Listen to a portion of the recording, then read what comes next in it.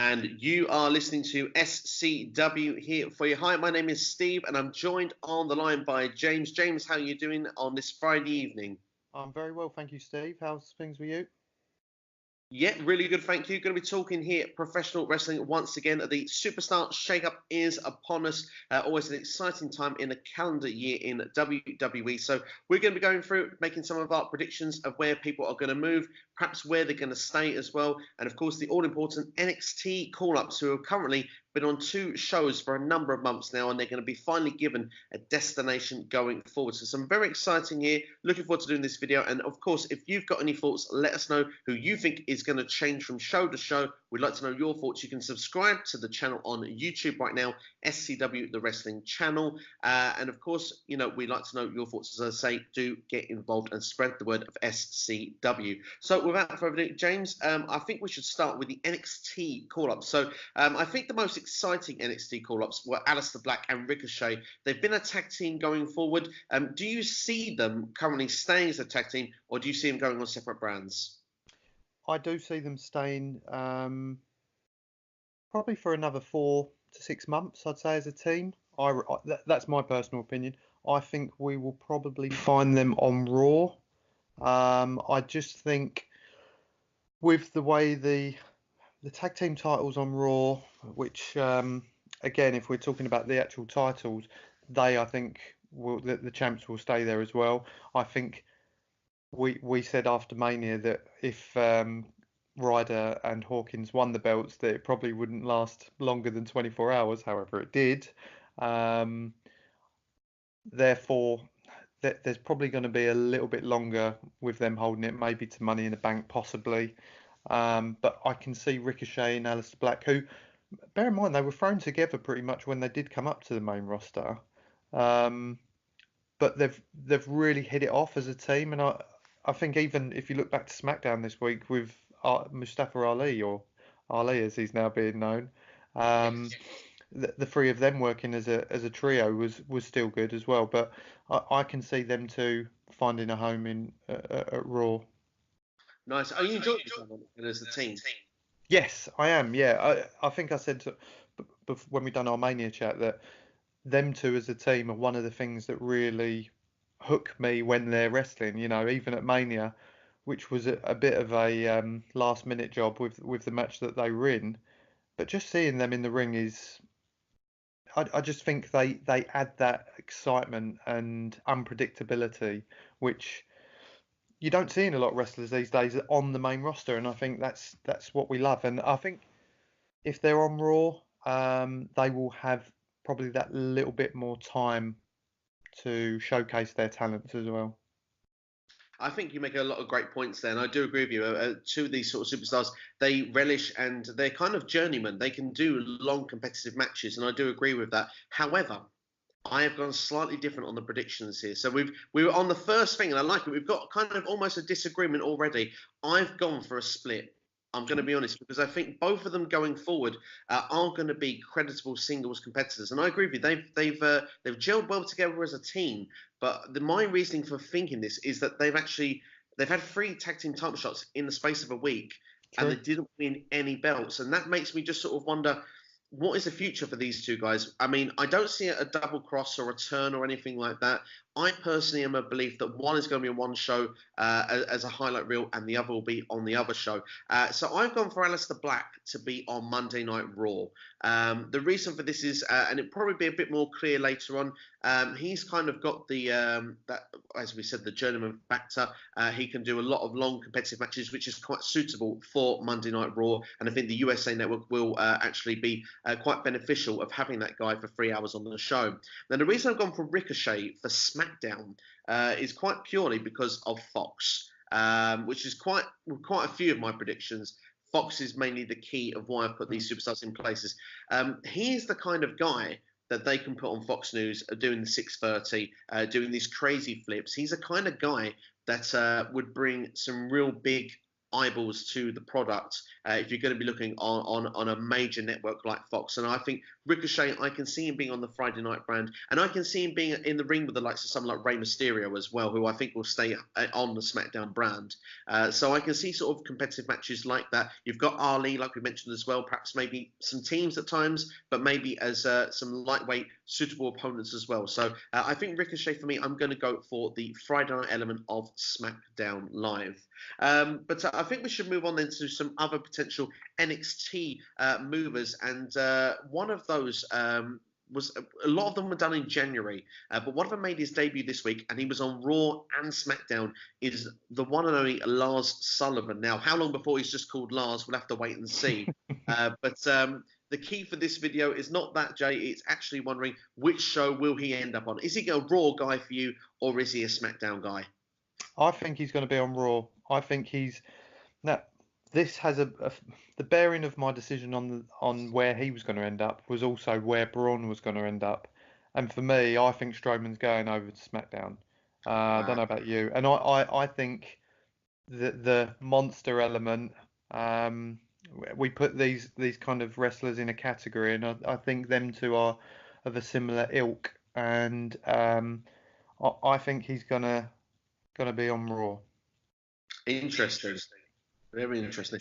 For me personally, I'm going to be honest with you and say that I've gone with Lars for Raw as well. Not for the reason of Strowman. I consider them as competitors somewhere down the line.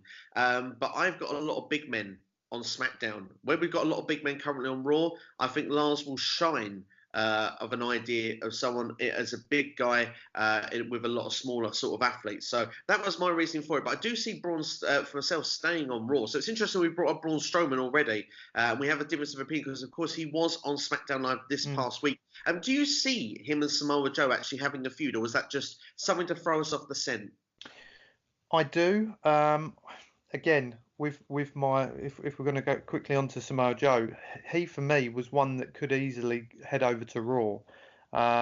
However, I think my prediction is that the titles are an interesting factor, and we know that next week and in the build up, because we're probably still going to have, especially with certain wrestlers holding belts at the moment, we're probably going to lead up to the next pay-per-view with still some crossover of, although where the shake-up, however, that's puts people in whichever brand, there could still be some crossover as to where them titles end up later down the line. I still think that Joe will probably, now he's got that US title, hold it for a little bit and stay on SmackDown. And with that in mind, I would say that the IC title will probably remain on Raw. And they've tended to stick to them on each brand with the belts anyway. So that as well would mean that Finn Balor for me stays on Raw. See, I kind of got the same. It's weird because we've already gone to the main roster kind of talk, but I think that everyone intertwines. So it's very interesting to go into those topics when they come up. A lot of people I've seen are predicting the champions to change brands, both the IC and the US title. Purely maybe the idea that Samoa Joe could be thinking, right, well, I have this feeling Braun's coming to SmackDown, so I'm going to go to Raw. And then, of course, a lot of people have been begging for Finn to be on the blue brand for a long time. But I have the same ilk as you. I believe Joe should stay on SmackDown. Like I said, it's going to be a bigger, sort of bigger in stature roster. For me, Finn Balor, more of a journeyman, can do these long length matches. And of course, I really would like to see Finn Balor versus Aleister Black for the IC title. So for the vision I've got for Raw, I personally can keep Finn Balor on Raw. It's going to be interesting to see how it's going to work out. But going back to Lars, we both have gone for Raw, and I certainly think that I feel quite confident in that pick. I don't know if you feel that's one of the more confident ones when we go through this discussion. Yeah, no, I do. I feel, I don't know, there's been such a build for him as well. Although obviously it all kind of hit a bit of a brick wall at some point along the way. I feel like now the impact that he made on Raw, I felt was actually bigger than the one he made on SmackDown as well. I think the crowd, there was a bigger pop for him there. So yeah, for me, I'm pretty confident that he'll be there. I have to wait and see how it's going to play out. Well, let's go for another one of who was suspected to do pretty well, but so far has kind of fallen flat. EC3. Of course, he's won the NXT call-ups. Raw or SmackDown, I think we can fairly keep this one kind of brief, or maybe we don't actually. Maybe we go into a bit of depth with this. Do you actually think, regardless of which show EC3 is going to go on, he's actually going to benefit, or is just going to have a different choice of catering? I think it I think it needs to be a fresh start, whichever show he goes to. I'm predicting SmackDown. I think he needs.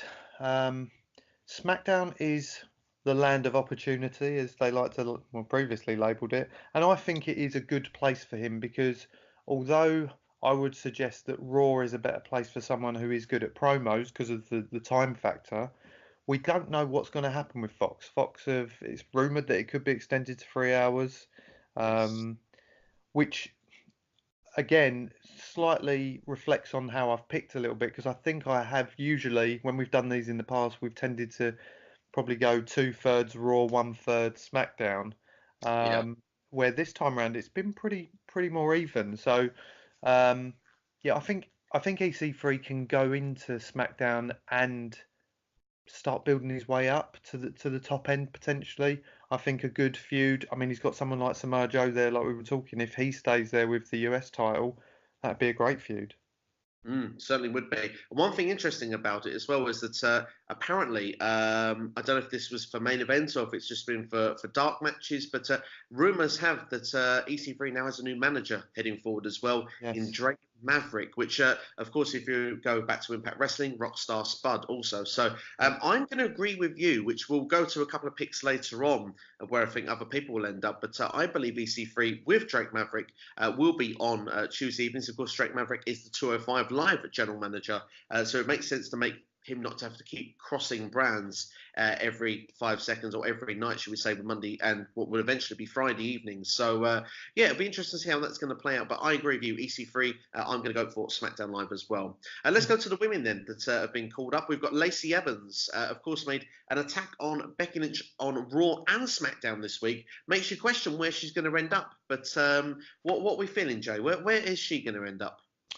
Again, my pick for her was purely based on using it as a place for opportunity, and I think she'll be on SmackDown. Interesting. Sorry, just to add to that, Steve, as well, the women's division is going to be interesting because of what happened at Mania, because we've seen Becky on both brands this week. I can potentially see this going down the line of unifying the belt. Now we've got the women's tag division as well.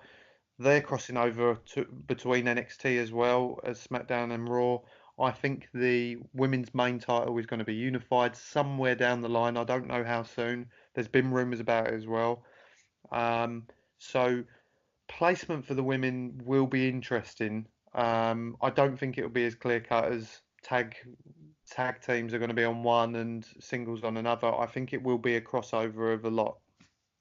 I completely agree with that. I think it could be very interesting to see how the titles are going to be going forward. And like you say, there could be more belts that could be unified as we go along, because it seems to be a starting trend here where this winner-take-all kind of theme has come in. There's even room, like we said, for next week. There's been a challenge put out from the Hardys to Hawkins and Ryder. I wonder if that will be accepted. We'll have to wait and see. I haven't seen any confirmation that match is definitely going to go ahead or not as of now. But certainly will be interesting to see as we go into the shake-up week. But going for Lacey Evans, I actually agree with you. I've been back and forth on this one. I was on Raw. I was on Raw for a long time, but I've gone for SmackDown, purely like you said, the land of opportunity. Rumour has it she's in for a big push, maybe not as champion, but a big push nonetheless. I think she'll fit in very well with the likes of Asuka on that brand as a potential feud as well later down the line. And also, I think this frees up for maybe one or two big moves to Monday night. So that's a little teaser. You probably can guess where I'm going, but we'll get there as we do a bit later on. Which then leads us then to Nikki Cross. Of course, she's almost getting a bit of flavour for catering of recent after the first initial burst onto the scene on being on both shows every week. I've gone for Monday Night Raw purely because of the fact that she's got just a bit of a nutty personality. For 3 hours, she is a bit of a breath of fresh air when she comes through the curtain, regardless of whether you think it's a good bit of fresh air or not. She's something different, and she can keep your attention at hold. So I've gone for Monday Night Raw for Nikki Cross. Would you agree, or would you have gone a different route for this? I've gone Monday Night Raw as well.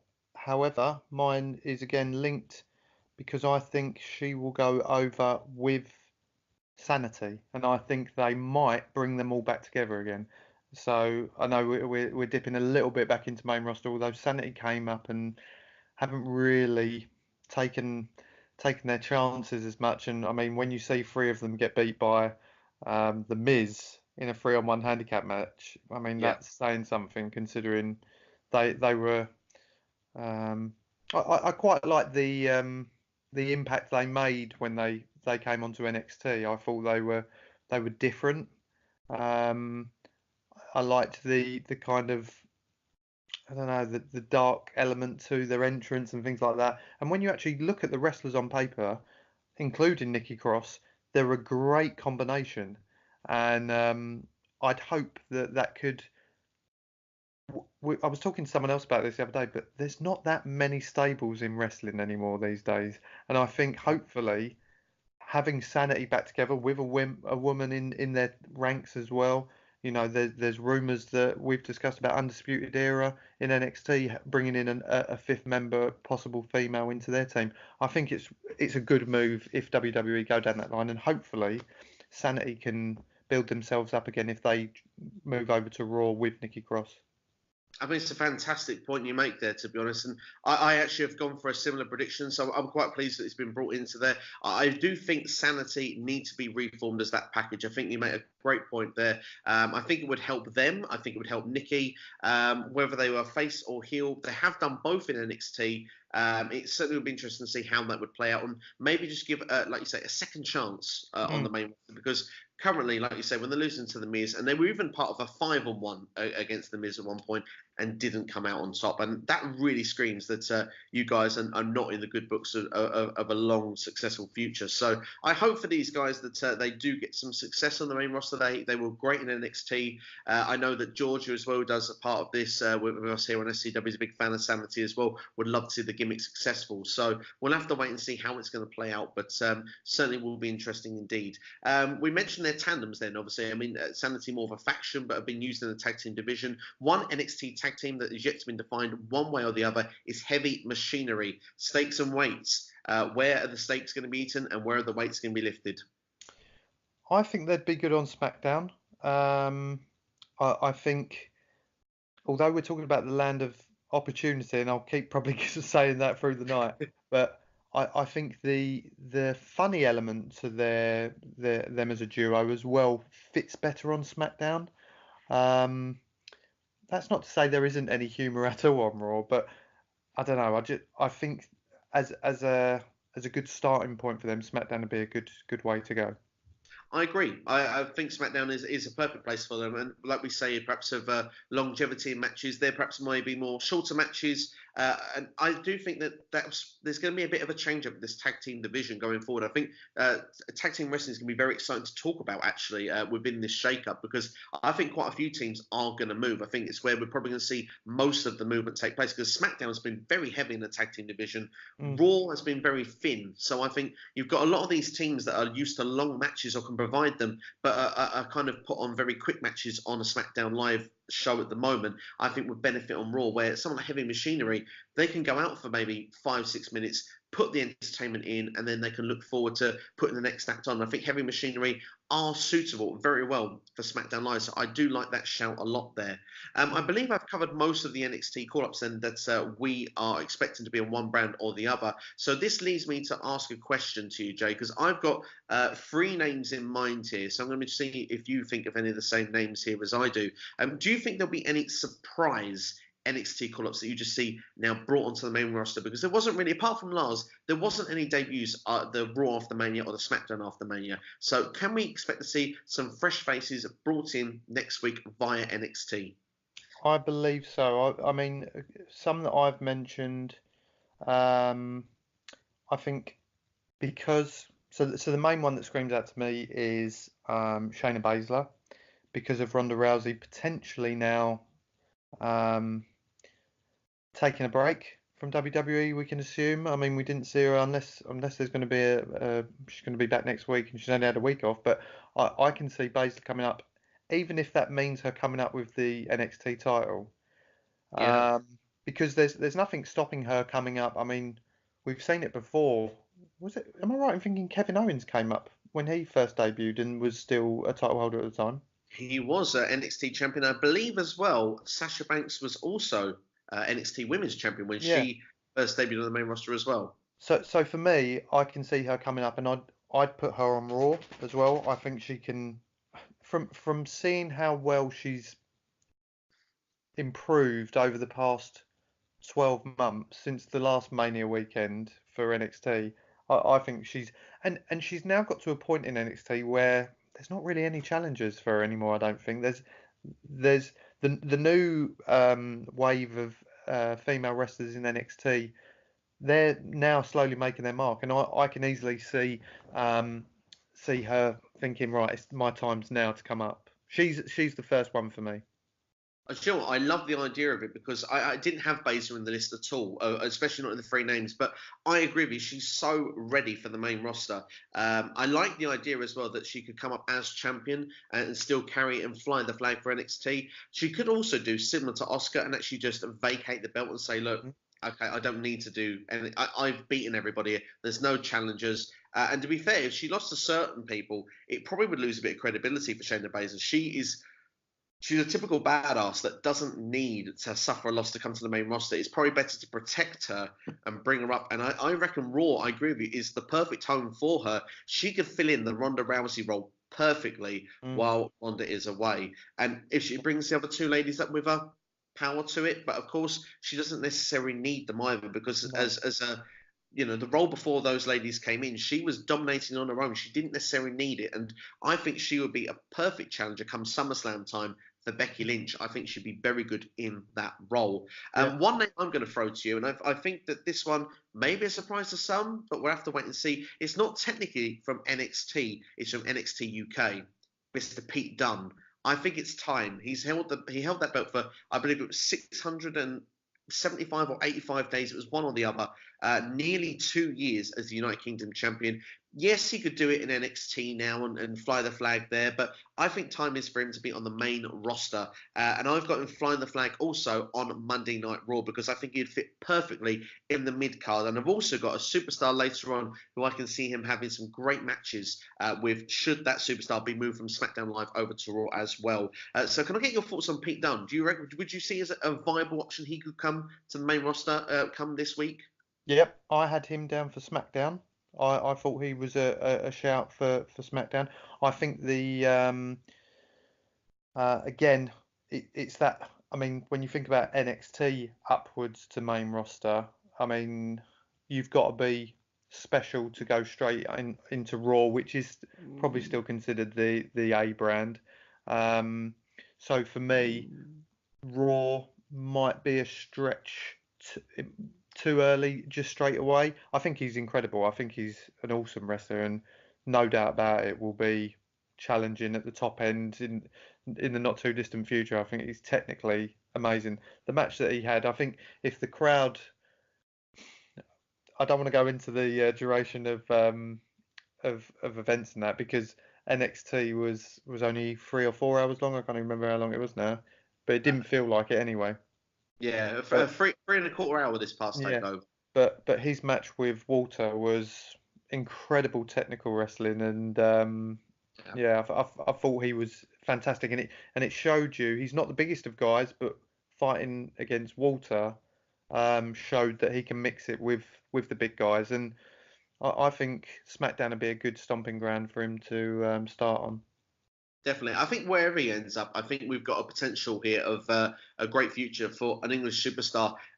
One that we've not really had a big UK superstar on the main roster showcasing. We've had a lot in these sort of cruiserweight divisions and NXTs and now NXT UK. But to have one really shining out, I feel, on the main roster, potentially could go to that mid to top card level. It would be great to see from our perspective, definitely. I've got 2 more names for you because Paige is going to be debuting a tag team next week.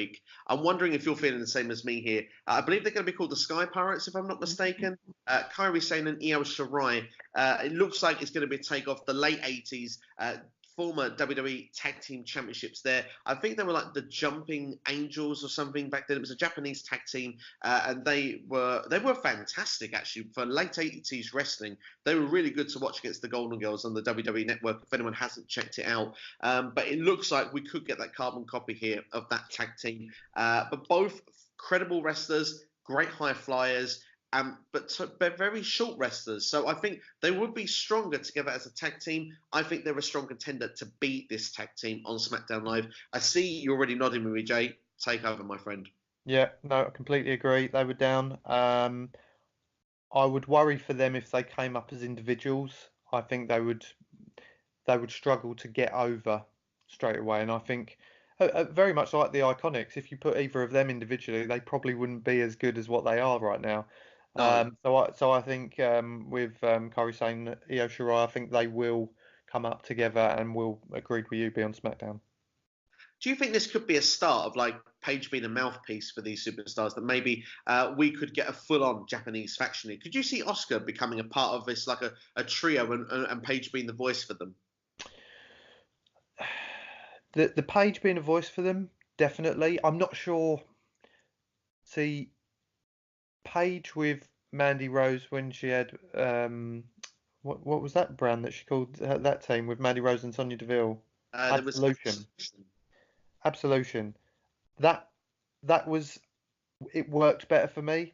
I'm not sure Paige with Kyrie and Io will work as well, but because the two girls aren't as strong on the mic, Paige will definitely benefit them in that respect. You mentioned Oscar there as well. I'm going to jump into this one now, and I heard you mention a name earlier about potentially working on that still on SmackDown with people like Lacey Evans. I actually think Oscar's going to move over to Raw. I think, Oh. and I actually think she needs it because she's obviously dropped the title right before Mania. I think it could be time for her to have a bit of a rebuild as well. Nice, nice. Well, it would be interesting. I mean, of course, Becky Lynch looks like she's going to be doing double duty. So at the moment, it feels that wherever Oscar ends up, she probably will be second in line to Becky Lynch at this current time. So yeah, it could be. I mean, Oscar is one that could be interesting because, like you say there, if you've got the Japanese team on one brand, would you want to have the other top Japanese female wrestler on the other brand, or do you want them all clustered together, on one show? I mean, you either make a super faction out of them, or I think perhaps you're right. Maybe it is kind of a sensible idea to move Asuka onto Monday Night Raw and give her that fresh start. Like you say, she has had a bit of a bad start to this year after finishing the year so strongly last year. I mean, the SmackDown Women's Championship, a lot of people felt it was unfair, and then she also lost that Women's Battle Royal, which you could argue really did her more harm than good again, especially when you look at the likes of Carmella was the winner. Nothing against Carmella, I'm a fan of her work. She definitely is improving, but you definitely, when you've got someone like Asuka who's a mega top talent, one of the best in the world, some could argue that that wouldn't be a good move to do. But before then we do that, we're going to do one more quick thing before we go on to the big hitters, the main roster that are already there from switching from brand to brand. I have a couple of things that I want to talk about from 205 Live, and we've spoke about this before, Jay. I think that Cedric Alexander and Buddy Murphy are too good for 205 Live. I think that their time now is for the main roster. And as well, Buddy Murphy has lost a rematch in the Cruiserweight Championship match on 205 this week, which makes me think he's now free for the main roster. With Cedric as well, he could perhaps lose. He's got his big rivalry match next week against Oney Lorcan on 205 Live. If he loses that match as well, they could be free to go over what show they want. So I've put them both for SmackDown Live purely because I have a couple of ideas here. I believe, first off, if SmackDown is to go to 3 hours long, I think 205 Live could be finished. Now, if that happens, technically, you could arguably move the entire Cruiserweight division as part of SmackDown Live. So that way you can have 1 or 2 Cruiserweight matches like we had before with Monday Night Raw a couple of years ago. And it makes the Cruiserweight Championship on a main show rather than being on the pre-show. And, of course, will probably still be in a pre-show come to pay-per-views. My other reasoning for this as well is that I believe that Cedric Alexander and Ali eventually will become a tag team. I think that would be strength for them. And I think Murphy is also going to be almost as part of, we could say, I want him to be like a mid-card guy on the weaker brand in a mid-card area. And my weaker mid-card is SmackDown in my mind. Therefore, I think he will probably benefit more on that brand without suffering too many losses. My other feeling as well is, and this is going to sound probably kind of interesting when I put it this way, I think he could have a year like Andrade has just had. I think he fits that role perfectly. The guy that fills in when it's needed to fill in, puts in some stellar work, perhaps makes not too many headways in this first year, but he kind of solidifies himself as part of the main roster. The other reason I say that as well is that I will be moving Andrade over to Monday Night Raw. We mentioned Aleister Black already. We are now sort of starting to dive into that main roster area because I believe, of course, Zelina Vega and Aleister Black are married. So I think Vega will join Black on Raw, and I think Andrade would actually shine having longer and better matches quality-wise on the Raw brand. So a lot of talking from me there, Jay. I think it's time to get you in on the action there with 205 Live, and you can talk about Andrade as well and see what you think about him. I hadn't really brought into my mind about the 205 Live roster. I can see where you're going with it, and potentially, especially with Buddy Murphy having that rematch this week on 205 Live and losing. I've read some spoilers regarding NXT, and I know Buddy Murphy's going to make an appearance on there. All right. In a title match. So I don't know whether he's going to have a bit of a rebrand in NXT potentially. Yeah. So I mean, I wouldn't be against that either. I've read quite a few wrestlers mentioning about possibly stepping back down to NXT and almost, going through the reset motion rather than leaving WWE, a la Drew McIntyre, for example, who left, came back a completely different person. Buddy Murphy, I think, could easily go into NXT now and be top end. Do you know what I mean? He'd be in that mix with, I mean, think of the matches he could have with Johnny Gargano. I mean, they would be awesome matches in my opinion. And he's also got that physique of a top end wrestler. Do you know what I mean? So that's my thought process with Buddy Murphy. Cedric Alexander, yes, potentially SmackDown. I thought he should have come up a long time ago, when he was at the top of that tree anyway. So potentially, especially like you say with Ali, I think if anyone was going to go straight onto main roster, it would probably be Cedric Alexander. With regards to Andrade, that did come into my mind about moving him to Raw because of Zelina Vega and Aleister Black, obviously a married couple. Also linked to the fact that Andrade and Charlotte are now together, and I've also gone with Charlotte moving on to Raw.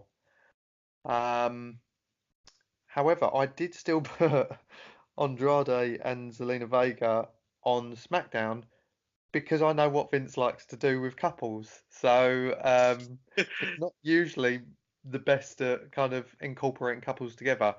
I contradict myself a bit with that with other predictions, but which we'll come to later. But yeah, I've added another name in there, which is Charlotte. I don't know what your thoughts are on her, but for me, Vega and Andrade stay on SmackDown. Well, Charlotte was that big name I was referring to on the women's division to move to Monday Night Raw because I feel that she'll come for Becky Lynch, and she was in the main event originally after the Raw Women's Championship. I can see that being a potential of a reasoning why she would want to go back to Raw to try and claim that crown. She's done SmackDown for the last 2 years now.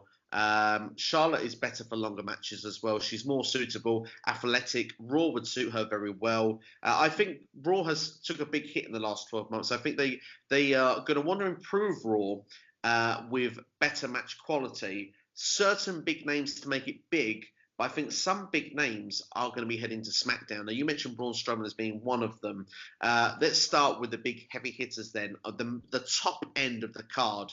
And the first one I'm going to have moving from Raw to SmackDown. And I don't know if this will be a shock for many people, but I've got Roman Reigns as a mover from Raw to SmackDown Live. My reasoning for this is that Seth can carry the Raw brand, no problem at all. I think that with obviously the last sort of 6 to 12 months that Roman has had, I think that the SmackDown schedule is a little bit lighter, and I think that it would perhaps benefit him going forward, perhaps not longer matches. I just think as well the WWE Championship would regain a lot of credibility as well if Roman Reigns was to carry that brand with that championship going forward. So I have got Roman Reigns as a mover from Raw to SmackDown, and I've got a couple of other ones that will be going with him from Raw very shortly. But Jay, first off, Roman Reigns, arguably a big name that if he was to move would cause some headways. Do you think that that is a possibility? Is it something you've got in your predictions? Again, he's another one that I questioned whether they would move him. From a pure health-related angle, yes, I think they would move him, like you said. I think a lot of people, if you look at someone like Randy Orton, who I think could do with a move to Raw, I think he will stay on SmackDown because he's one who did want to stay on SmackDown previously because of the schedule. So a bit like Orton staying there, I think potentially Reigns could move. I've got him still down as staying on Raw because he is Vince's. He's with everything that's happened. Yes, I think Vince may start looking elsewhere, but because of the profile of him, because now he is so over as well, he doesn't necessarily have to wrestle all the time as well. We've only seen him have his first match at one-on-one match since he's come back at Mania, so maybe a reduced schedule in the wrestling side of it. However, I that could go either way for me. It certainly could. One other factor for me on this one, just before we go on, Fox. Of course, they've put a lot of money into WWE. I expect some big names to go over. I mean, you mentioned Braun Strowman then. I kind of on the main of thinking it's one or the other is definitely going over here. And plus, they've had so many matches, Strowman and Reigns. It's time to split them the two up. So, I mean, for you there, you've gone with Strowman. I've gone for Reigns. And I hope that one of them definitely goes over to SmackDown because I personally, I don't want to see another feud between them two at some point during this calendar year. I think we've had, over the last 2 years, enough Reigns and Strowman matches. So it'd be interesting to see how that's going to play out.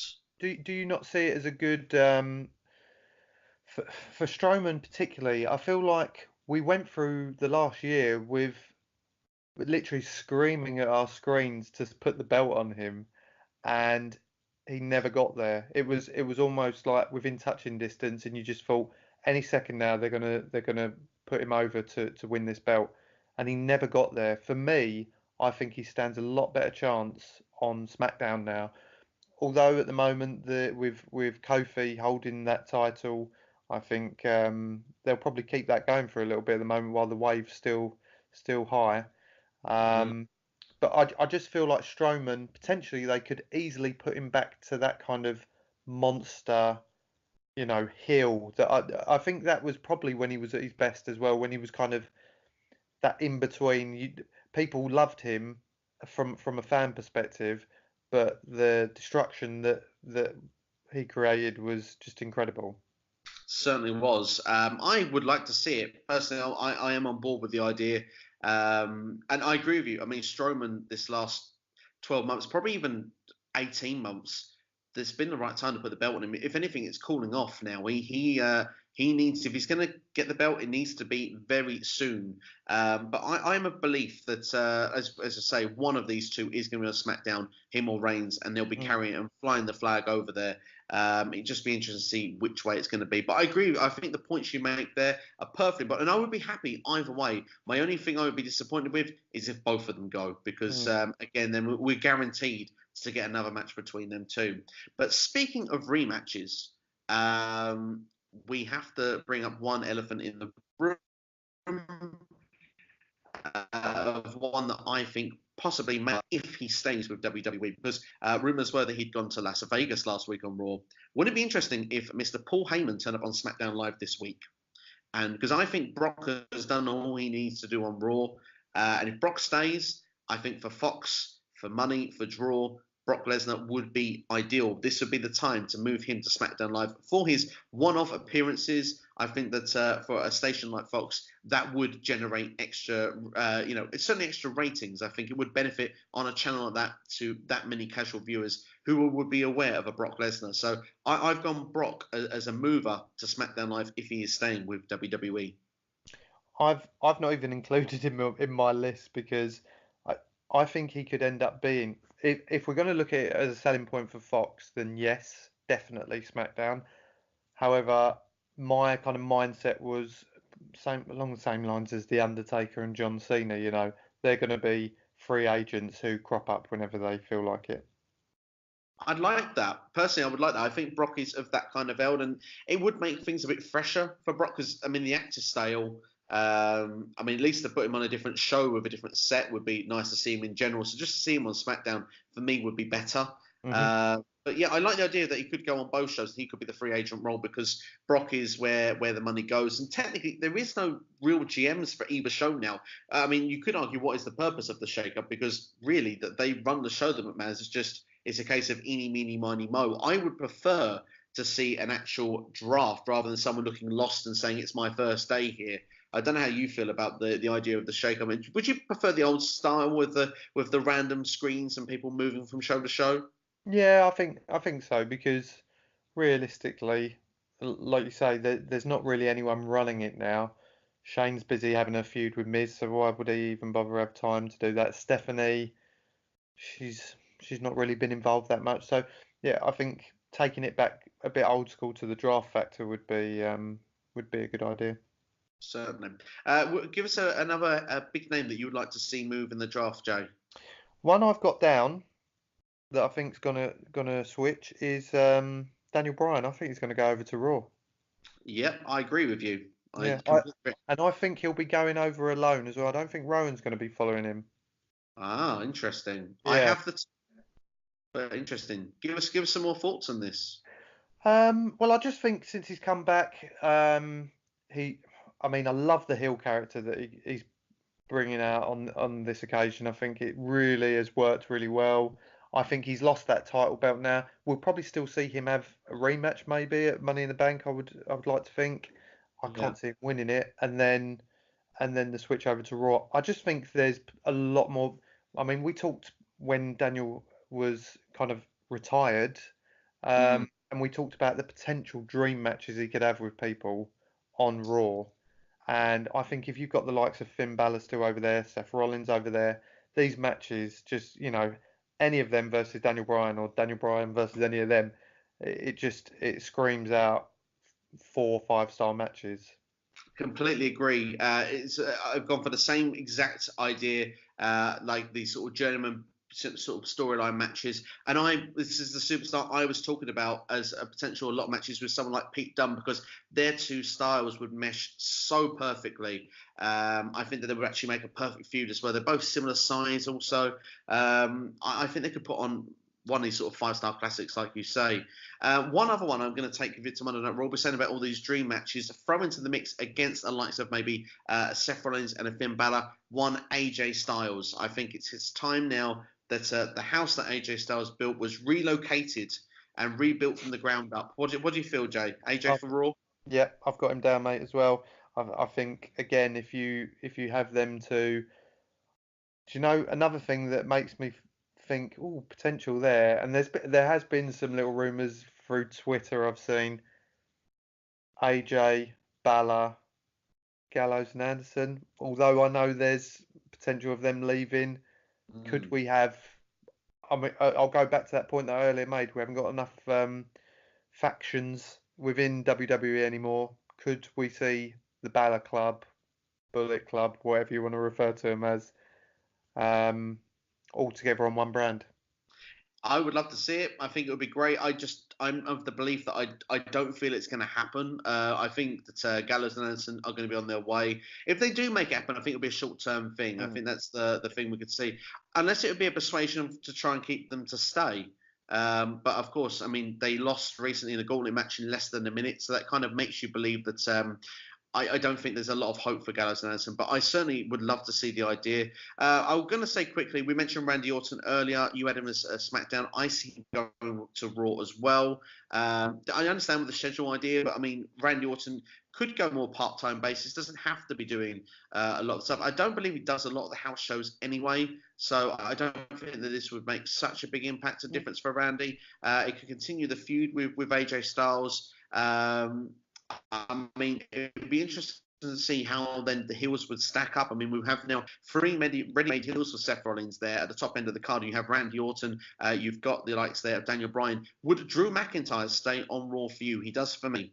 Yeah, he does for me as well. I think I can see a feud. I really want to see him as the top heel.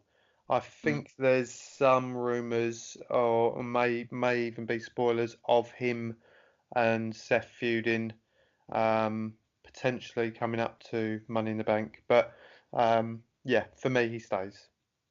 For me, he stays as well, and I hope he does stay. It would be great to see Drew McIntyre at that top end of the card. The Scottish Striker buff really made an impact over the last 12 months. Would like to see that continue. Well, then we've got a lot of heavy hitting sort of heels then on Raw now. We need to move one or two more over to SmackDown. I've got Bobby Lashley as one with Leah Rush. I think that that would perhaps put Lashley a bit higher in the card. You could argue on a lesser brand. We still have a potential for that dream match with Brock Lesnar. It's probably never going to happen. But they're at least on the same brand. If I had my way with that, of course, if Brock was a free agent, it'd still be possible as well. Would you be in favour of that? Yeah, I've got him down with Leo as well. Leo Rush coming over with him. I think, yeah, definitely. I think he could be, much like I'm saying with Drew McIntyre being a top heel for Raw, I think he could be the top guy, potentially challenging on SmackDown as well. Certainly. Does Baron Corbin stay or does he twist? I've got Baron Corbin to go, I believe. Sorry, let me just check. Yeah, I've got Corbin to change over to SmackDown, yeah. Interesting, very interesting, because he's done very well on Raw, arguably with his promo work. Of course, he's massively unpopular, but I mean, you could argue and say that that's the great heel there. He's done some really good work with that over the last 12 months, and perhaps maybe it would be kind of good to have in that mid-card role, whoever he goes against. But certainly be interesting to see how that will fit in with Baron Corbin. But I have him still with Raw. We've got him with SmackDown. Be interesting to see. Have you got any more of the big stars to make any movement within the two rosters? I've got Sami Zayn to take up a position on SmackDown. I think. I think especially with I think the storyline he's following is maybe on a parallel with Daniel Bryan's one when he turned, the new Daniel Bryan. Is this the new Sami Zayn? Do we need them both on the same? I think on SmackDown. Unfortunately, I've also got Kevin Owens remaining on SmackDown. Yes. So we may end up seeing them two fighting again. I'm sure I may have read in an article that they had a dark match against each other after SmackDown, was it, this week? This is true. Yeah, I believe this was the main event dark match to close the WrestleMania weekend off. I'm guessing that's due to the fact neither had a match at WrestleMania, that they got that opportunity to close it all off. But yeah, we have seen them wrestle enough, really. But the only thing that would be of benefit this time is that actually Owens would be the face and Zayn would be the heel. Exactly. It's slightly different. I mean, that's one thing. We used to get a lot of repeat matches all through the generations of wrestling. It's never been a new thing. Everyone cries as if it's a lot of time a recent thing. Attitude Era. I mean, Austin and Angle wrestled 2001 at least 10, 12 times on television, including pay-per-views. So if you can mix it up and make it interesting with flipping the script, sometimes it can remain interesting. But I do agree with you. They face a lot of times stale face versus heel. I'm not sure if people want to even see the flip reverse now. So I think people would be on your side with that, saying they don't want to see that. But I kind of agree with you. I think that could happen because we've got a lot of heels on Raw. So for Zayn to kind of benefit, SmackDown would be a good place for him. So I'm with you on that one. I think Zayn could be on SmackDown Live. Yeah, and another one, I really like to hear your thoughts on this one, is Bray Wyatt, because for me, again, I think he's going to end up on SmackDown, which is interesting because I see this potentially not coming back together as a faction, but I've already stated Strowman. I've said I think Rowan's going to actually split from Bryan. I think that was a temporary thing, in my opinion. I think Rowan could be there. I actually think Harper's going to be there, and I think Bray's going to be there. So we could see all four members of the original Wyatts, but not teaming. Not teaming. Very interesting. Very interesting. What are your thoughts on Bray? My first thoughts are that sort of little video promo we got on Raw, the gobbledygooker is aging terribly. That's my first thoughts on But my second thoughts of that is that Bray obviously coming back. He has two potential homes. Now, Raw is a home which would be good for him because he suits very well with superstars of different sizes. He doesn't have to just go with the big guys. He can go it with the little guys as well. Put some great quality matches on. My fear factor with Bray Wyatt is that I have got a lot of top heavy heels on Raw, and arguably we've got 3 or 4 on SmackDown as well. But I think Bray's best work in the shake-up since it's happened was when he was on SmackDown. He got lost the second he went to Raw. I always felt this would be a rebuilding project for him, and I think SmackDown Live is a better home for him. And whether Harper's there, whether all of them are there, it would be interesting to see the Wyatt family again together in a different way. But this, I mean, I've heard it's supposed to be a repackaged Bray Wyatt. Now, how repackaged, I'm not quite sure. But we'll have to wait and see how it's going to play out. But I kind of agree with you. I think SmackDown, that's the way to go for Mr. Wyatt. I think that the Eater of Worlds would benefit more on what would be Fox on Friday evenings, and would give a bit of mystique as well to a Fox show, which I believe is going to want some better writing. And hopefully with a character like Bray, doors can be open to make some better writing. Now, we just got to rely on those WWE creative writers. How are we doing? Hopefully you can do some interesting stuff this calendar year for Bray, because we'd like to see it. We're big fans of Bray Wyatt. We'd like to see him given some better storylines going forward. Certainly would be more interesting rather than just seeing the same two guys been on the indie scene doing the same old thing. He's something a bit different, so make the most of him. Is that all the main event talent? Should we go on to a different division? I think the women's division would be interesting to go on to next. We've mentioned then about the likes of Charlotte Flair going to Raw. We mentioned a couple of others going to Raw as well previously. I think that one main event spot on SmackDown for the women's division, I said Lacey Evans would get a big push if I put her on SmackDown, but someone that's ready made for that top end of the division, been a bit lost recently. You're smiling. I think you're going to agree with me when I say this. One, Alexa Bliss to go to SmackDown Live. My reasoning also for this is I've put Buddy Murphy on SmackDown. I'm thinking of the couples here, people. Love is in the air, as John Paul Young once said. So, yeah, I mean, Alexa Bliss for me, SmackDown Live, I think that she would feature quite well on there. I'd like to know your thoughts on this. Yeah, I completely agree. I think she needs that again to be the top female, probably barring the title holder. We know Becky's obviously going to be that for at least the initial kind of 3 to 6 months. You'd like to think. I think we're going to see some big female stars move over. I've got Alexa down. I've also got Bayley down to go over. I think they're going to split Boss and Hug. There's a lot of talk about Sasha Banks. Who knows what's going to happen with her?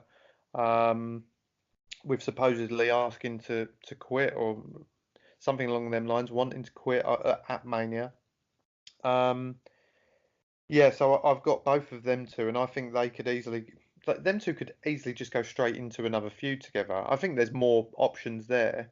But I think the women's division is going to be really interesting because we're going to have a slight separation around certain places because of tag teams as well. Obviously, we've got the tag division in that side of the industry as well now. So people like I've got Nia and Tamina. I don't know what you're for. I think they'll go to SmackDown. I think until about half an hour before this podcast, I had the exact same idea, and I still think there is a potential they can do that. Here's the kicker for this. Nia Jax has got a long-term injury. The injury escapes my brain right now. I believe it's an ACL. She's expected to miss the entire calendar year from this point onwards. So I had Nia going to SmackDown as well. Okay. But I believe now she's not going to be in action.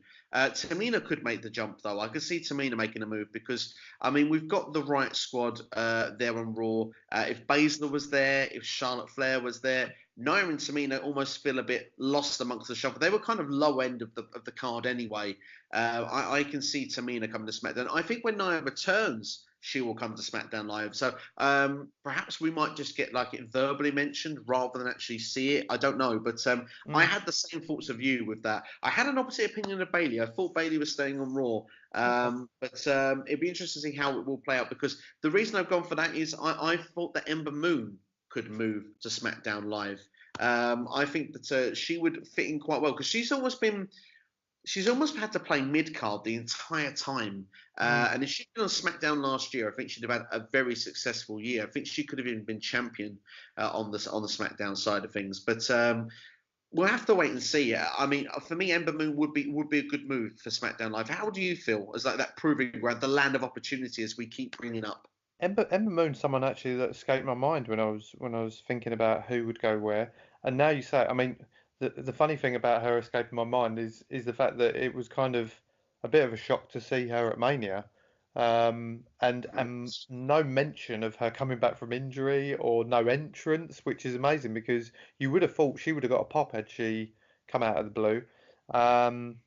Which is ironic if we're talking about her going to SmackDown.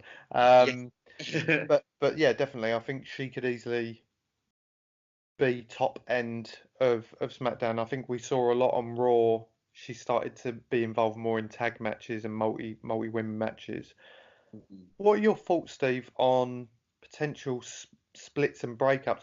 I've got actually quite a few, and one of mine is that I think Ruby Riot will actually um, be on her own on SmackDown. I think Liv Morgan and Sarah is it Sarah Logan? Logan. Sarah Logan. I think they'll be on Raw. I've started to see, especially from the Battle Royal, Logan. She could be a force. I She could definitely be. think she could potentially. I mean, the only reason I'm not putting her on her own right now is more so because I think Ruby Riot has that single status appeal or factor Yeah. that she could go on that run straight away. I think Logan potentially long term, but I think it'd be good for them as a group to have that bit of separation. Yeah. And I also, just to add to that, and then to get your thoughts, Mandy Rose and Sonya Deville. I've got Sonya to go on to Raw. Interesting, interesting. And I've not done any of these breakups, but I do actually like the thinking of it because technically, where we're going there with Sarah Logan there for a second, there and Ruby Riot with the Riot Squad. I mean, Sarah Logan technically was near enough the winner of that battle royal. Almost, it was like a teaser, like she's standing out for a Yeah, reason. yeah. And I like that thinking because Ruby Riot as well. She could easily do it on her own. She doesn't really need the Riot Squad. So I like the idea that they could be split up. Mandy Rose and Sonya Deville is an interesting one because they could be split up. My only reasoning for not doing it is because I think they need the tag teams. Yeah. But I kind of felt they were teasing a breakup between these two on the road to WrestleMania. So again, I like the idea of the thing, and without actually just having them break up, just split them up on different shows. It'd be a good way to go. And I do agree. Did you had Sonya Deville go to Raw there, didn't you? Yeah. Well, Interesting. I think Mandy for me still comes under that kind of I hate to say it, but diva sort of character. Mandy Rose, Sonya Deville is more of a. I mean, she comes from an MMA background, so I think having someone like her along with Shayna Baszler potentially not feuding with each other, but having that side of the wrestling side of it and fighting side on one brand could work better and potentially longer term. Yeah, we could very much indeed. Yeah, it would be very interesting to see how that would play out if that was indeed to be the way they would go down. Yeah. Uh, with the tag teams, then I mean, obviously that would thin out the tag team division a little bit Mm. that they have. Do you think the new teams would form, perhaps depending on the new relationships on the brands? Yeah, potentially, because that ultimately they're not all going to be involved in the title picture straight away, especially now if we're reducing it to one potentially merged title again and one women's main title.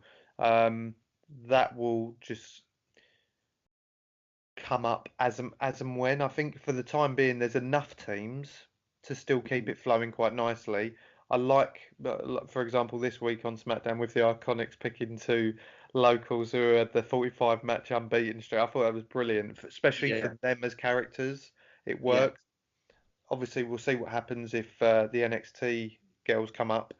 Um, but a couple of other names while we're on the women that I've got to move over to Raw are Naomi and Carmella, I think, are going to actually move over.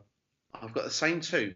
Mm, I agree with you, mate. I think the Fabulous Truth are going to move over because any opportunity to break up a bit of the You know, a 3-hour show can be long. If you need to break it up for, I don't know, 7 seconds, they've got a good thing they can do for that amount of time. A dance break breaks the shuffle up. And, of course, an initial R-Truth and Elias feud would be interesting. I think that the idea of the dance break and that, along with the guitar, it just has that kind of natural feel of a lower card feud. And I think Carmella as well, she would be. It's time for her to move. It'd be time for her to see what she could do on the Raw brand. Naomi, I agree with you. I think it's time for her to make some sort of movement along with the Usos. I think that in the tag team kind of looking of things, the Usos, I mentioned this earlier on, will have these more tag teams that can hold longer matches and have quality matches each and every week. The idea is depending on what the Revival do, but I would love to see a program between them two teams on Raw. I think that they could have some really, really good, really good matches put together. How are your feelings with that? Yeah, well, I would love to see that. I think that would be awesome. But I have got the Revival moving over to SmackDown. I think nice losing the belts, losing the rematch as well. Where do they go? You know, does this mean they're bottom of the pile on Raw again? That was my main reason for sticking them over on SmackDown. But I same as you, mate. I had Usos to go over, partly as well because of Naomi being married to one of them. We don't watch enough mixed match challenge, unfortunately, do we? But I'm with you completely on that one. But I think that it's good. They will want to stick together. The Usos have recently signed a new 5-year contract within WWE, and of course they've lost those team titles, but that freshens them up for the Raw move. Does it move the Revival to do the same? We'll have to wait and see. But going into, I believe I've covered most of the women. I think I had. Let's have a quick look through here. I had one other woman to move over, not really a big topic to talk about. I had Mickie James going to SmackDown just purely to fill out a roster, not for any purpose of anything else. Certainly not much interest for a lot of probably people watching here. So if there is any Mickie James fans, apologies for that, but we're moving straight on. But to go into tag team wrestling then, I've got 2 heel tag teams moving over from SmackDown to Raw, which could maybe make sense for why the rather than maybe should move over to SmackDown, as you've brought up. I've got the Bar as one of them, and I've actually got Rusev and Nakamura with Lana. All to move over to Raw as well. If I could quickly give my reasoning before getting your thoughts, Jay. The Bar have made friends with Drew McIntyre, and the Bar also have got the capability of putting on some stellar matches on Raw. Like I said, these lengthy tag team matches, it would be good to see them have more time to showcase their talent. I think sometimes they're not used enough on SmackDown Live, and I think that perhaps it was a mistake moving them over in the first place.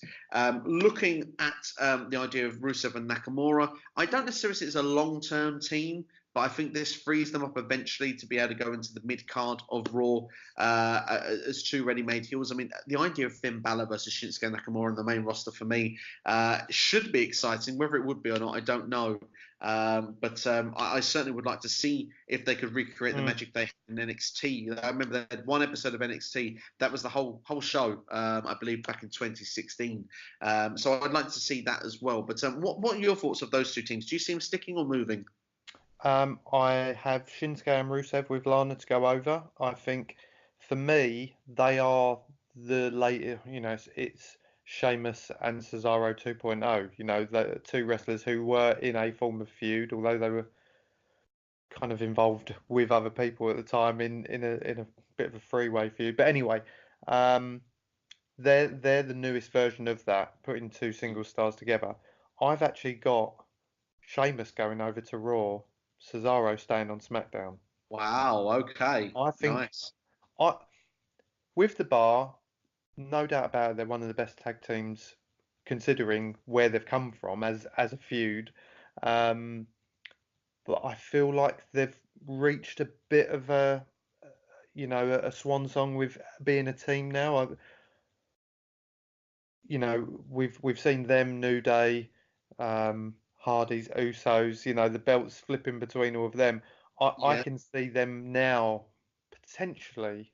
I'd be happy to see them go over back to Raw, but I can see them now splitting them up and having a bit more of a singles run again. Interesting, very interesting. To be fair, I would love to see Cesaro get an opportunity to get to the top end of the card. I think he's a natural wrestler, like a Kurt Angle sort of wrestler, and I think that he would be good in the main event kind of role. He's actually really improved his mic work as well. I've seen with whilst being within the bar, he's had the opportunity to do a bit more talking than he did before. Sheamus would be fine on his own, mid card kind of level. I wouldn't want to see him back in the top end level. I do like the idea of the thought of it because of the fact that I do kind of agree with you in one way.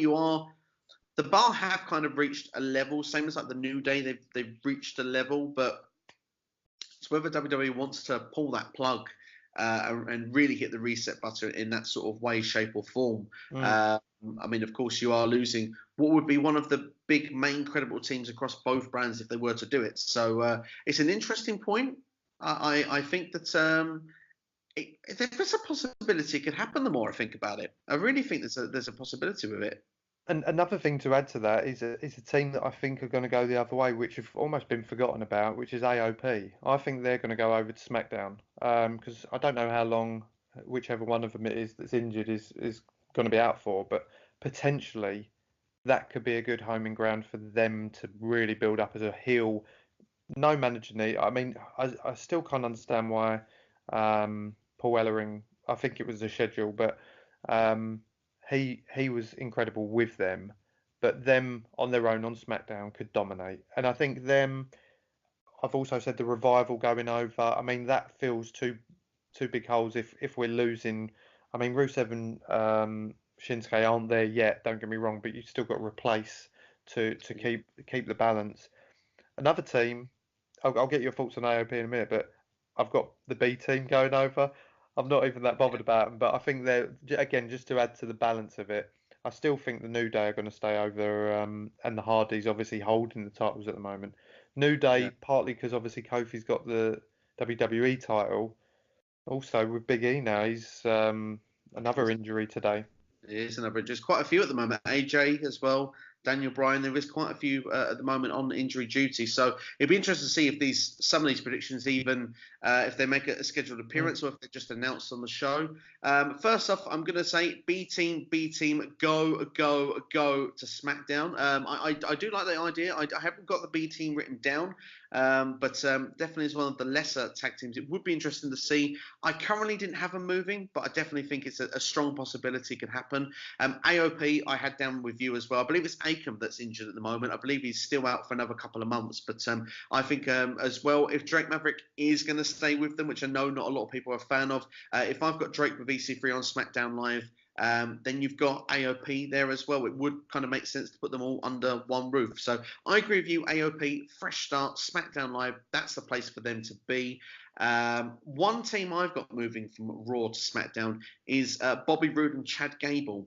I had them filling that other void purely because I think that they have, I mean, the Revival, yes, have gone perhaps a bit lower, but Bobby Roode and Chad Gable are even lower on that pecking order. So for me personally, I can see that that could be a potential switch around and would definitely give them a bit of a fresher start. One other team I've got potentially to move over as well will be the Ascension, just because of the fact that they have no TV time on Raw and it's 3 hours. And they must be sick of the Raw catering, so I'm going to give them a fresh meal on SmackDown Live each and every week. Maybe some steak and weights with heavy machinery. We'll have to wait and see how that would potentially play out. Have we got any more names to move then, Jay? Because I think I've near enough gone through all of my predictions now. Only one that springs to mind. I've got Jinder with the Singh brothers potentially moving back to SmackDown. I think he had his best time on SmackDown. Although it was obviously crazy that he held the main title for so long, but I think he could easily go back. I think I see him as someone who's going to probably flip-flop a lot of the time now with regard to every time a draft comes around. He's just one, should we move him? I honestly think this is probably going to be the biggest shake-up that we've seen in a long time because we're quite used to seeing, I mean, we've talked about the big names, but because of this Fox deal, I think that's why we're going to see a lot of changes. Yeah. But other than that, just quickly running through mine, I think that's all of my Mojo. I've got him to stay just because of the storyline he's going with at the moment. I can't see them doing much other than there wouldn't be any point moving him. Yeah, that's all of mine.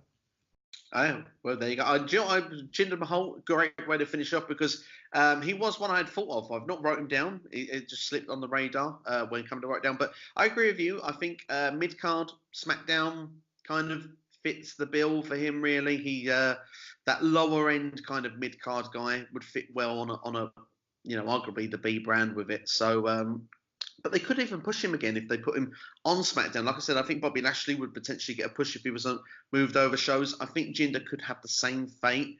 And he's just lost on Raw. His fault. He's just been horribly booked. He went from nothing to everything and everything to nothing. And I actually don't mind Jinder. I think he's not the most exciting wrestler to watch, but I do think that he's put the time in to improve his craft.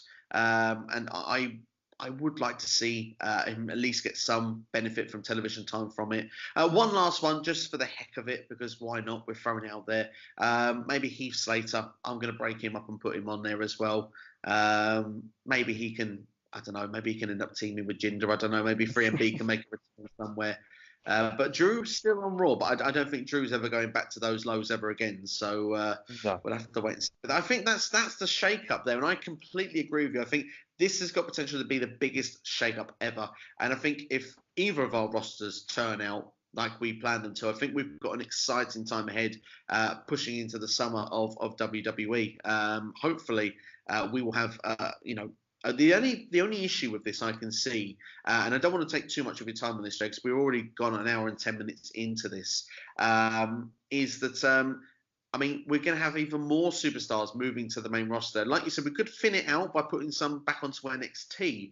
But we mentioned we've just had WrestleMania. We've had a discussion about this, about the length time of WrestleMania. Is it too long? The roster's going to get even more full. More names are going to come up. And they seem to have this thing of wanting to put every single superstar on the card.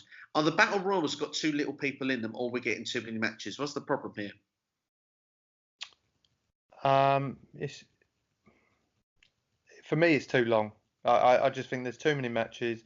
The biggest issue I've got with it, as a wrestling fan, I've said this to you, Steve, we can sit at home, we can skip through the adverts, we can skip through the bits where the matches aren't happening. If you don't want to watch the build-up, you can skip through that. Sometimes that's nice, to add an element to it. I really struggled, and I managed to watch the whole event, including pre-show, in probably about 5 hours.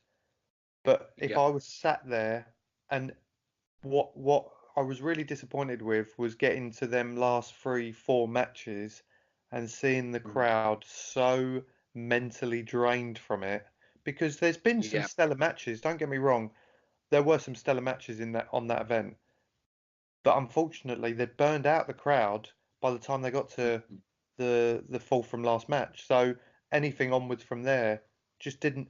It wasn't helped with the ending of the main event. I think even the commentators didn't. You watching that at home was that a free count? What? And even the commentators, and supposedly that wasn't what was planned. They wasn't looking for a controversial finish. So for me, it's too long. I would agree that the event is definitely too long. I think as a fan, you spend all that money to go there. We even know a good friend of the show, Ricky, is flown over multiple times to the States to watch this live from the United Kingdom. I think if you've paid all that money, you probably are kind of happy to be given whatever you're given for your money. But I do kind of agree that the crowd did burn out. Especially, I think a lot of people were massively invested in a couple of those early matches, particularly Kofi Kingston. I think was the one where I think whoever followed that match was going to suffer. And we said when doing the predictions that the Roman Reigns match against Drew McIntyre, when it was placed on the card, was key for that match being successful or not. And that was a decent match, but it didn't succeed purely because of the placement of where it was on the card. I kind of am agreeing with you that the show is too long. I personally believe that I don't think the Battle Royals mean anything. I would probably get rid of them, or I would make them a 5-minute squash where people just go flying over the top rope in the card itself and make some more of the matches shorter. I mean, you look at it. I mean, Triple H and Batista, I think, was something around 25 minutes, which I was fine with. The match was decent. Again, it was past the burnout stage. But I mean, matches don't need to be 25 minutes at WrestleMania. That would be my argument with that. There's a lot of filler in between matches. When you look at the amount of match times of the actual matches involved over I believe it was 5 hours and 24 minutes. The total match times combined was around, I think, 2 hours and 16 minutes. So it's 3 hours. You're filling in the show of other stuff around it. I think that's where a lot of the trimming could be done to help people at WrestleMania. And I think the kickoff as well. The matches are spread out. I know a lot of people miss kickoff matches because they're still getting into the arena. They don't technically sit there for 8 hours. Most of the people that go to those shows, or 7 hours, which was most years previous. But if they put that, so that was like the last half an hour or so, and then put the show, make it at least an hour shorter. WrestleMania has always been a long event. I'm now going to babble on just a little bit longer.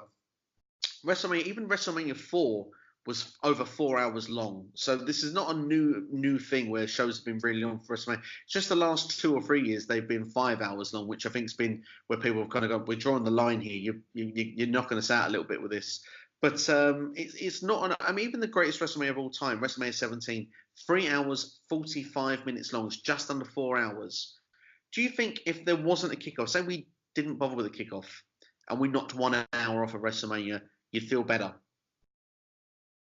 Yes, in some respects, because this is probably the first year that I've actually paid attention to the kickoff. So for me, it would. I don't know. The problem is I'm always, especially over the last 2 or 3 years, comparing it to Takeover the night before. Same with any pay-per-view, and to see what they do in 3.5, 4 hours, put on 5 absolute classics usually. Yeah. And then we've got 5 hours with 16 matches or whatever, 14 matches if you take out the pre-show. That they are a lot quicker turnaround, but that's the problem. Like it's kind of a lot thrusted upon you and it can be quite overwhelming, I think. Yeah, I would agree. I think there is that potential of WrestleMania because as well, the crowd that goes over there is always very highly passionate as well. So I mean, like you and I, we care. We when we go to watch these shows, we have this big vested interest that it's going to be this amazing show, and I think some of that adrenaline even going in before the event even starts with some of the fandom that watches these events, and that adds to the burnout as well. I really do think that they trimmed a lot of the filler in WrestleMania. I know that it's part of the spectacle to have obviously the pyro. I mean, how much pyro was used at WrestleMania was almost the amount they used at the Saudi Arabia shows, which is good to see. But I mean, arguably, there are things at WrestleMania I think they could cut back on. I mean, you mentioned there for the fans. I mean, also the commentators as well. I mean, they started making a lot of mistakes towards the end of that show. I mean, they've been sitting in the chairs for a long time. Michael Cole didn't have a voice at the end of WrestleMania, let alone Raw. He struggled through Raw. I think he was quite happy when Tuesday come around. But there's one other argument we could make. Rather than trimming WrestleMania, there's been rumoured before, I don't think it's going to happen, but would you like to see it split over 2 nights? Well, yeah, we've spoken about this. If they wanted to do 2 3-hour shows, for example, I don't think anyone would complain about it because it's a bit like going to a festival. You know, I've been to festivals before where you've had incredible acts on both days, and if you're lucky to go to one of them days, that's enough. Do you know what I mean? Like you're gutted you couldn't see that one, but it's okay because I've said it wouldn't be like the first show you'd have all the kind of undercard and then you'd have to wait till Sunday to see the main event. You could easily have 2 shows with 2 incredible main events and pre-main events. To me, it makes sense, and you've got that in the overnight aspect to recover and recuperate your energy for the next show. Certainly. And do you think it would be a good way for the roster as well? Because you could arguably every year one women's match could be the main event and or for one night, and the men's match could be the main event for the other night. 100%. It gives you so many options. I mean, the whole brand split was done so there would be two separate, titles on each show and sets of time. So to be able to do it over a Mania as well. I mean, we've brought all the other pay-per-views together, and I don't mind that. We don't need to do it with every one of them, but WrestleMania is special. Don't Mm, make it painful by making it 7.5 hours or whatever it was long, because mm. not just from a fan perspective, but for the actual wrestlers who are main event. I can't imagine how Becky, Charlotte, and Ronda probably felt when the crowd were that flat. It was Yeah, so flat at the end. For me watching it, it was painful because this should have been incredible and should have had yeah, that whole, some of them chanting for Ronda, some chanting for Charlotte, some chanting for Becky, majority for Becky. But, yeah, yeah. it should have had that element like we had with Kofi, like we had with Roman Reigns. It should have had that, and I felt really bad for them as athletes and professional wrestlers that they didn't have that for the main event. No, I think that's spot on. I think there's a lot of fair points and comments brought up to there. It would be interesting to see, like you said, that if you split as a Raw and a SmackDown thing, that would be kind of cool to see. You could even have it where just some of the matches are thrown from one night to the other. I mean, Mm. the Battle Royals, you've got two Battle Royals now. They can be your one kick. You can have one kickoff match for both of those nights. The two Battle Royals are your kickoffs. Then the rest is in the show. Hell, Hawkins and Ryder would have been on the main WrestleMania at some stage in a filler moment for 10 minutes of the show rather than being on a kickoff. I actually like the idea. I mean, you could move the Hall of Fame. I mean, there are a lot of rumours after the Hall of Fame this year. Of course, the attacker on Bret Hart, which was disgusting, by the way. Just going to throw that out there quickly, in my opinion on that. But there are even rumours spreading that the fans might not be allowed to attend Hall of Mm. Fame going forward. So that's another night to throw open. They could do Hall of Fame as a thing that's televised for the network only. It could be before WrestleMania even on one of the days, or they could do it as the Wednesday, which is before WrestleMania, and then you've got the Thursday is Access, or perhaps Access, and you've got that, and you've got the Takeover. Then you've got the The one Mania part of weekend. WrestleMania. Yeah, you got that, and then you got the Raw and SmackDown to finish it off, and you can have an extra event there that you can sell your tickets for because you've got that stadium. The stadium's set up, by the way, as well already for an extra night. Maybe the rental part would be the problem to rent like a massive stadium like that 2 nights in a row. Maybe fans would suffer in ticket prices again. I'm not sure. Maybe that's the issue with this. I think they'd But still go though, Steve. I still think they would sell that out. Mania is huge, and to yeah, get, we've seen it every year. They sell it out. I don't think they would. You and I want to go to a Mania. You know what I mean? yeah. There's so many fans that probably don't get to go. So bring the prices down a little bit. Spread it over 2 days. You'll sell that out easily. Makes Yeah, sense. yeah, definitely indeed. One other thing I wanted to ask you then, just as a final point, rather than necessarily saying it'll be a 2-day event, but do you think WWE officials have learned over the last couple of years? Because this isn't the first WrestleMania where the crowd has burnt out a little bit. Do you think that there is a potential that they may look at this and say, well, we didn't get the reaction we wanted for that main event. We didn't get the reaction we wanted for Roman Reigns. We didn't get the reaction we wanted for a couple of the other matches. I mean, Kurt Angle's match was a bit flat to finish off as well. Is that a possibility that they might turn around and say, well, actually, we probably need to change the format up a little bit here?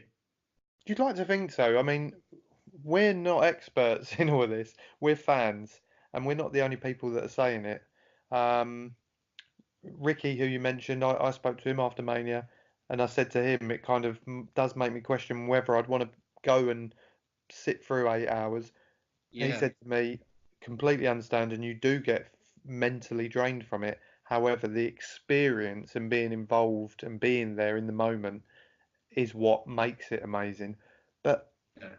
you'd like to think they would have the same thoughts based on, it's all about crowd reaction anyway and selling tickets. I mean, they sell the tickets, but the crowd reaction's got to be one of the most important things. They've got to keep people interested.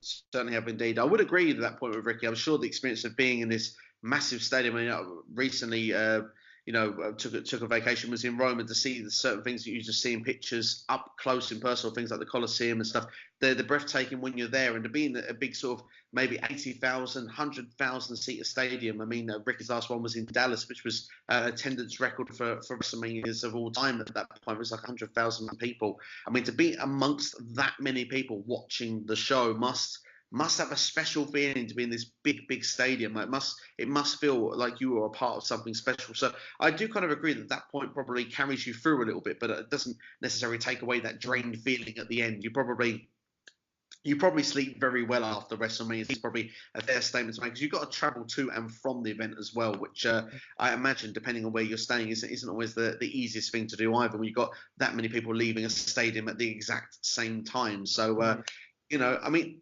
there's a lot to it, and I'm sure that this debate will probably be revisited again at some stage down the line. But is there any more that you would like to add on it before we close things off? No, I think I've got my point across, Steve. Yeah, definitely, and I certainly definitely agree with your point to a certain extent. It's a very interesting topic, but that's everything from us anyway. I mean, we've had the superstar shake-up there. We've had our thoughts on WrestleMania. Is it too long? The question is, who would you move? And also, is WrestleMania too long for you? Have you been to the WrestleMania? Have you seen the experience? Let us know your feelings in the comments below right now. The biggest thing we want to know is, should Jinder Mahal move to SmackDown Live? We're just kidding. Who do you think is going to move? Where is the movers and shakers? Are champions going to move? Are champions going to merge? What is going to happen going into the summer of WWE? We want to know your thoughts of the shake-up in the comments below right now. Of course, if you are watching this via YouTube, then this is SCW, the wrestling channel. Subscribe to the channel, please. Spread the word of SCW. Like and share the video. We do really appreciate the support from everybody. And hopefully we'll be back. We're going to try and do some form of video, whether it's together, whether it be other guests, whether it's just me or just James or just George. We're going to try and get something up at least once a week here. Something of topic as well, so there's a good bit of discussion, something that will make you want to see involvement with perhaps debate. And if there's anything you want us to discuss about as well, let us know in the comments below. Maybe we can involve your questions into the topics as well. We'll give you a shout out. We'll even plug a channel if you've got a channel as well of your videos and stuff like that. We're happy to do that on the YouTube scene. But that's all from us anyway here right now for SCW. Thank you for watching, and we will see you guys next time. Take care, and thank you for watching.